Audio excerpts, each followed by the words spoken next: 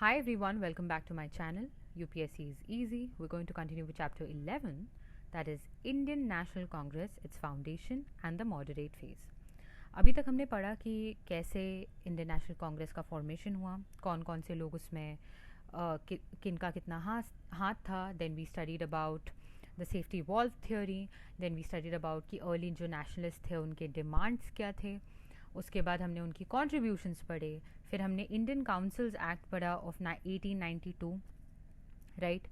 उसके बाद हमने ये देखा कि प्रोटेक्शन ऑफ सिविल राइट्स के लिए क्या किया मॉडरेट्स ने. फिर हमने देखा कि campaign for general administrative reforms जो थे उसके लिए क्या क्या किया जो अर्ली नेशनलिस्ट थे उन्होंने.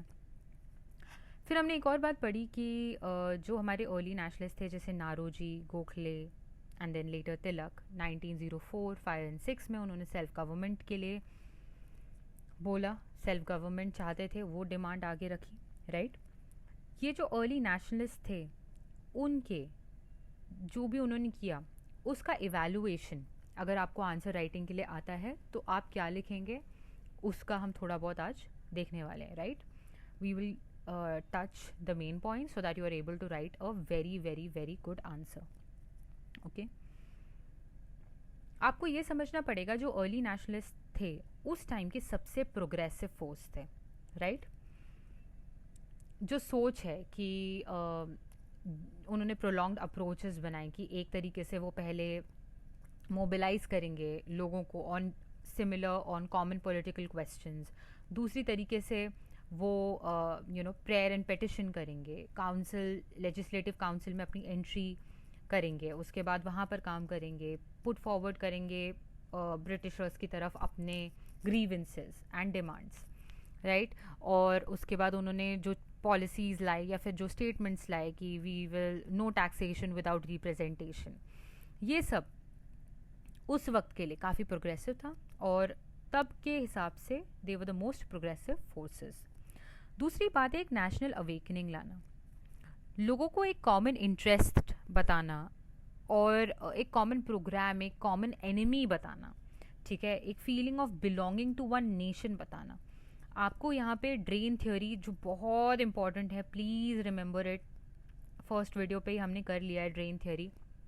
उसमें ही उन्होंने बता दिया कि कैसे British was responsible for the poverty in India, right. तो नेशनल अवेकनिंग लाना कि why British rule is exploitative in nature, right.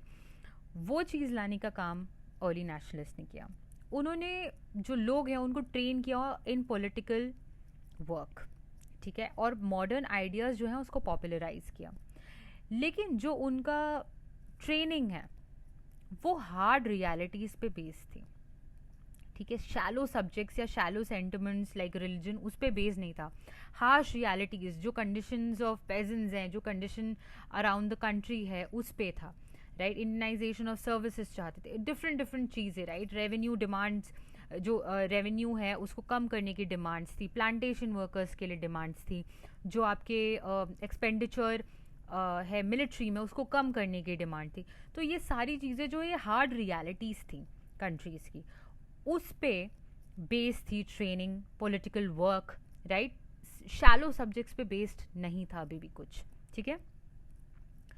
इन्होंने आपको चाहे you can have different opinion on moderates approach and the way they struggled for independence, but आपको एक बात हम सबकी कॉमन सेंटिमेंट है कि they actually build a very solid base for more vigorous militant mass movement ahead.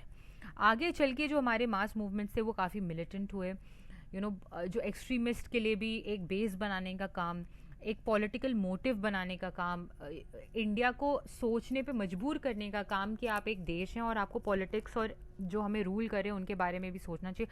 हर चीज़ में जो awaken करने का काम, एक बेस बनाने का काम, वो यहाँ पे अर्ली नेशनलिस्ट या मॉडरेट्स करते हुए नज़र आ रहे हैं.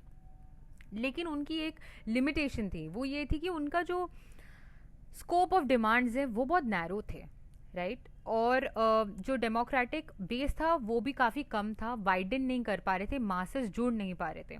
नैरो डिमांड्स आपको इसी से पता चल जाएगा कि सेल्फ गवर्नमेंट जो उन्होंने मांगा बाद में चल के वो एक ऐसा सेटअप मांगा कि ब्रिटिश क्राउन के अंदर सेल्फ गवर्नमेंट डोमिनियन स्टेटस मांग रहे थे बेसिकली, राइट? पूरी तरीके से पूर्ण स्वराज नहीं मांग रहे थे, they were asking for dominion status.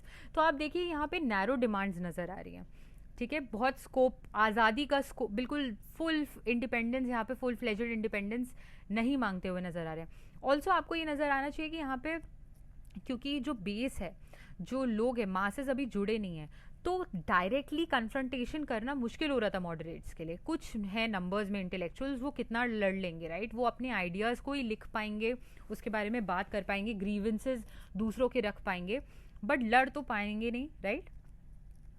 Role of masses जो है, नैरो सोशल बेस था, हमने पढ़ा, राइट? पैसिव रोल था मासेस का, क्योंकि जो अर्ली नेशनलिस्ट थे उनका बिलीफ ये था कि जो मासेस हैं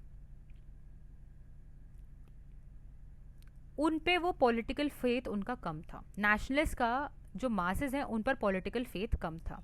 उनको ये लगता था कि जो सोसाइटी है अभी भी उसमें बहुत ज़्यादा डिविजन्स हैं, सब डिविजन्स हैं, कास्ट के बेसिस पे, रीजन के बेसिस पे, linguistic linguistic your divisions, then you have creed and everything else, right? Everything else, sects. So there is difference in a lot of things. तो जब तक उस पर काम नहीं किया जाता तब तक जो मासेस है उनको नेशनल मूवमेंट का पार्ट बनाने के लिए थोड़ा झिझक थी अर्ली नेशनलिस्ट के दिल में, राइट? और उनको लगता था कि कंजर्वेटिव आइडियाज़ एंड थॉट्स थे मासेस के, हेट्रोजीनियस जो एलिमेंट्स हैं उनको पहले तो एक नेशन बनाना पड़ेगा, तब जाके उन्हें पॉलिटिकल स्फीयर में लाना पड़ेगा। लिटिल डिड दे नो कि पॉलिटिकल स्फीयर में लाकर, नेशनल मूवमेंट का पार्ट बनाकर शायद आप यूनिटी बेटर ला पाते, राइट? वो पहले चाहते थे कि हेट्रोजीनियस एलिमेंट्स को सबको मिलाकर, हेट्रोजीनियस मतलब अलग अलग, राइट? Not homogeneous. होमोजीनियस मतलब एक जैसा, हेट्रोजीनियस यानी अलग अलग, राइट? सबको एक साथ, हेट्रोजीनियस को सबको एक साथ लाके वेल्ड करके एक नेशन बनाओ, उसके बाद उन्हें पॉलिटिकल स्फीयर में लाओ, राइट? लेकिन ये शायद टाइम लेता। अगर उन्हें पहले ही पॉलिटिकल स्फीयर में लाकर उसके बाद हो सकता है उनमें ज़्यादा यूनिटी बढ़ती, but this is open to interpretation. Also आगे चल के हम देखेंगे कि एक्सट्रीमिस्ट जो हैं वो कैसे बिलीफ रखते हैं मासेस और उनकी सैक्रिफाइस पर, और मॉडरेट्स जो है उन्होंने उतना बिलीव मासेस की सैक्रिफाइस पे नहीं किया, राइट? एटीट्यूड ऑफ गवर्नमेंट क्या था? एटीट्यूड ऑफ गवर्नमेंट जो था वो काफ़ी हॉस्टाइल था।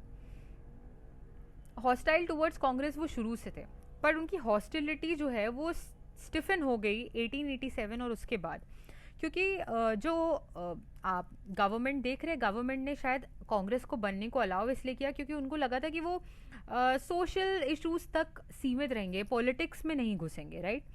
और उन्होंने फिर उसके बाद बोला भी कांग्रेस को that they should stick to social issues, but Congress did not listen. Congress अब पॉलिटिकल फ्रंट में आने की कोशिश कर रही है, राइट? तो आगे चल के आप पढ़ेंगे कि कैसे डफरिन जो है उन्होंने कांग्रेस को फैक्ट्री ऑफ सेडिशन बोला, ठीक है? और डिसलॉयल बाबूज बोला, सेडिशियस ब्राह्मण्स बोला। तो आप यहाँ पे देख रहे हैं कि एक तरीके से डफरिन के जो स्टेटमेंट्स हैं उनसे पता चलता है कि कैसे डिस्क्रिमिनेशन कर रहे थे, कैसे चाहते थे कि कांग्रेस सिर्फ सोशल चीज़ों से जुड़े रहे, कैसे उनको लग रहा था कि कांग्रेस उनके खिलाफ जाके एक्चुअली उनसे डिसलॉयल हो रही हैं, राइट? एक और चीज़ जो गवर्नमेंट ने की, यानी ब्रिटिश गवर्नमेंट ने की, वो ये था कि उन्होंने रिएक्शनरी एलिमेंट्स जो हैं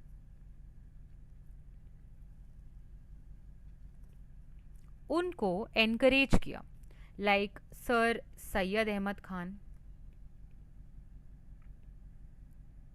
right? Then you have Raja Shiv Prasad Singh,